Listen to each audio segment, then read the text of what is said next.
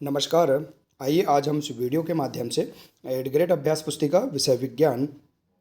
देखिए, इस प्रकार से हमें इस कक्षा के लिए एड ग्रेड अभ्यास पुस्तिका विषय विज्ञान की हमें प्रदान की गई है। आप देख सकते हैं यह न्यू एड ग्रेड अभ्यास पुस्तिका है। देखिए इस प्रकार से इसमें विषय वस्तु दी गई है। देखिए अध्याय 1 से लेकर अध्याय 11 तक सभी अध्याय दिए गए हैं। इन सभी अध्यायों का संपूर्ण हल हम इस चैनल के माध्यम से बहुत ही आसान तरीके से समझेंगे। तो आइए देखते हैं इस वीडियो के माध्यम से अध्याय 7 गति एवं दूरियों का मापन। तो देखिए इस अध्याय के सभी प्रश्नों के आंसर हम आसानी से किस प्रकार से पूर्ण करेंगे, आइए हम समझते हैं। देखिए, यदि आप इसी प्रकार से इसके आगे के अन्य सभी अध्यायों का संपूर्ण हल आप समझना चाहते हैं तो आप हमारे इस चैनल से जुड़े रहिए और इस चैनल को सब्सक्राइब अवश्य कर लें। साथ ही बेल आइकन को प्रेस जरूर कर लें ताकि आने वाले नए वीडियो सबसे पहले आप तक पहुँचते रहेंगे। तो आइए देखते हैं अध्याय 7 गति एवं दूरियों का मापन। देखिए इसमें दिया है, इसमें आप देख सकते हैं पाठ के पूर्व की तैयारी है। इसे आप इस प्रकार से भर सकते हैं।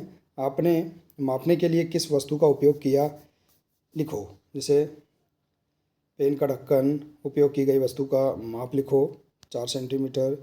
खंबे 1 का माप लिखो। यहाँ जी देखिए जो खंबे हैं इसकी माप आप लिख सकते हैं 8 सेंटीमीटर। खंबे बी की माप लिख सकते हैं।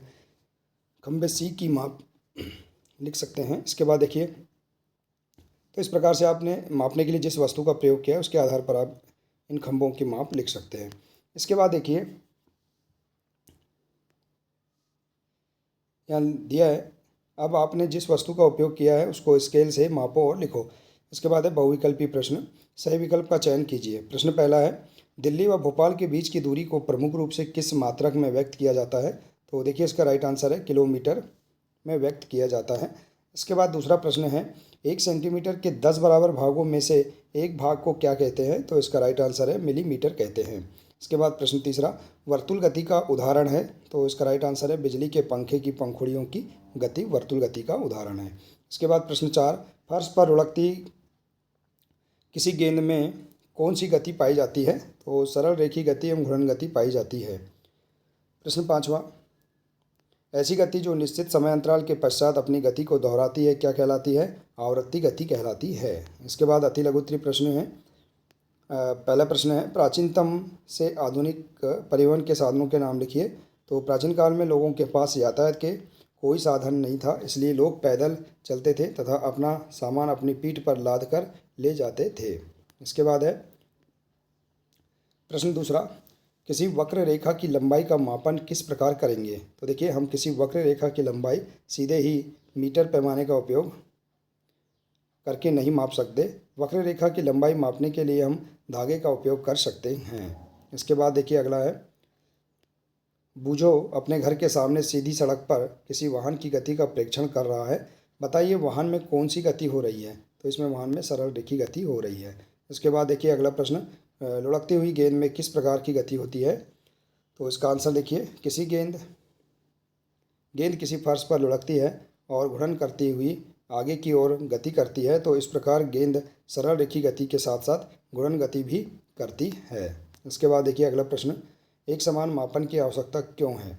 तो देखिए प्राचीन काल में लोग पैर की लंबाई, अंगुली की चौड़ाई, एक कदम की दूरी आदि का उपयोग मापन के मात्रक के रूप में करते थे। इससे उलझने होती थी तथा इसलिए किसी एक समान माप प्रणाली को विकसित करने की आवश्यकता उत्पन्न हुई। इसके बाद अगला प्रश्न, इन वस्तुओं को स्थिर तथा गतिशील वस्तुओं में वर्गीकृत कीजिए। यहाँ वस्तु दी गई है, लुढ़कती हुई गेंद, टेबल, चलती रेलगाड़ी, मेज, घर, उड़ती चिड़िया, दीवार, घड़ी, घड़ी की सुइयाँ। तो देखिए स्थिर वस्तु और गतिशील वस्तु में टेबल, मेज, घर और दीवार, घड़ी ये स्थिर है, और गतिशील में लुढ़कती हुई गेंद, चलती रेलगाड़ी, उड़ती चिड़िया, घड़ी की सुइयाँ।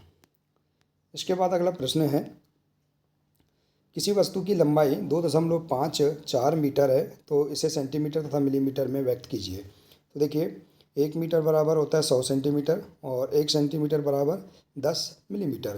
तो 2.54 मीटर बराबर 254 सेंटीमीटर और इसे हम मिलीमीटर में बदलेंगे तो 2540 मिलीमीटर। इसके बाद अगला प्रश्न, वर्तुल गति क्या होती है, उदाहरण सहित समझाइए। तो देखिए, वर्तुल गति किसी वृत्ताकार पथ में होने वाली गति को वृत्तीय गति या वर्तुल गति कहते हैं। उदाहरण के लिए घड़ी के सेकंड की सुई की गति, पंखे की गति, इस प्रकार से। इसके बाद है दीर्घोत्तरी प्रश्न, लंबाई मापते समय हमें कौन सी सावधानियां बरतने की आवश्यकता होती है। तो देखिए, लंबाई मापने के लिए हम मीटर पैमाने का उपयोग करते हैं। किसी वस्तु की लंबाई मापने के लिए आपको किसी उपयुक्त युक्ति का चयन करना चाहिए। सावधानियां, पैमाने, पहला है पैमाने को वस्तु के संपर्क में इसकी लंबाई के अनुदिश रखिए, और दूसरा है पैमाने के शून्यांक से माप लेने से बचिए। तीसरा है माप लेने के लिए आँख की सही स्थिति भी महत्वपूर्ण होती है। आपकी आँख जिस बिंदु की माप ली जानी है उसके ठीक सामने होनी चाहिए। इसके बाद है अगला प्रश्न, आवृत्ति गति क्या होती है, कोई 5 उदाहरण देकर एवं चित्र भी बनाइए। तो आवृत्ति गति ऐसी गति जो एक निश्चित समय अंतराल के पश्चात दोहराती है, उसे आवृत्ति गति कहते हैं। उदाहरण के लिए लोलक की गति, वृक्ष की शाखाओं की गति, झूला झूलते समय बच्चे की गति, सितार की डोरियों की गति, तबले के पृष्ठ की गति। तो इस प्रकार से आप चित्र भी इसके बना सकते हैं। देखिए, आवृत्ति गति के उदाहरण के चित्र। इसके बाद प्रोजेक्ट पहला है, अपने घर में स्थित वस्तुओं को सेंटीमीटर में नापकर उनकी माप को मीटर में बदलकर तालिका में भरिए। तो देखिए, वस्तु का नाम, वस्तु की चौड़ाई सेंटीमीटर में और वस्तु की चौड़ाई मीटर में। तो दरवाज़ा, तो इस प्रकार से हम यहाँ पर देखिए वस्तु का जो नाम है इनकी हम इस प्रकार से चौड़ाई सेंटीमीटर में और उसकी मीटर में इस प्रकार से हम लिख सकते हैं। जैसे कि 200 सेंटीमीटर दरवाजे की चौड़ाई सेंटीमीटर में, तो मीटर में आ जाएगा 2 मीटर। खिड़की की 400 सेंटीमीटर, क्योंकि देखिए 1 मीटर बराबर 100 सेंटीमीटर, तो 200 मीटर बराबर 2 मीटर। तो देखिए 400 सेंटीमीटर बराबर 4 मीटर, 1000 सेंटीमीटर बराबर 10 मीटर। तो इस प्रकार से हम सभी वस्तुओं के यहाँ इस प्रकार से अन्य वस्तुओं के नाम लिखकर भी इनकी हम चौड़ाई सेंटीमीटर और मीटर में इस प्रकार से हम लिख सकते हैं। इसके बाद देखिए अगला प्रोजेक्ट कार्य है, प्रोजेक्ट कार्य 2, अपने आसपास गतिशील वस्तुओं को देखें और उनमें होने वाली गति के प्रकार को भी लिखिए।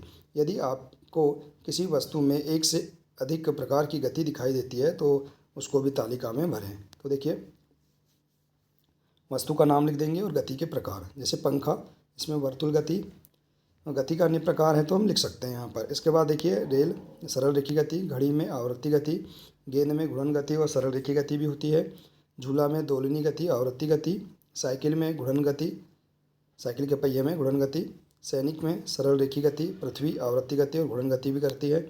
इसके बाद घंटी में आवृत्ति गति और सितार में आवृत्ति गति। तो इस प्रकार से हम यहाँ पर इस प्रोजेक्ट कार्य 2 को भी आसानी से पूर्ण कर सकते हैं। तो देखिए, इस प्रकार से हम इस अध्याय के सभी प्रश्न एवं प्रोजेक्ट कार्य 1 और 2 को आसानी से हम पूर्ण कर सकते हैं। आशा है कि आपको इस अध्याय के सभी प्रश्नों के आंसर एवं प्रोजेक्ट कार्य समझ में आ गए होंगे। देखिए, यदि जानकारी अच्छी लगी हो तो प्लीज़ इसे अधिक से अधिक शेयर करें, वीडियो को लाइक करें, और इसी प्रकार से इसके आगे के अन्य सभी अध्यायों के संपूर्ण हल को समझने के लिए आप हमारे इस चैनल से जुड़े रहिए और इस चैनल को सब्सक्राइब अवश्य कर लें। साथ ही बेल आइकन को प्रेस करना ना भूलें, ताकि आने वाले नए वीडियो सबसे पहले आप तक पहुंचते रहेंगे। तो मिलते हैं इसी प्रकार से इसके आगे के अगले नए वीडियो के साथ। नमस्कार।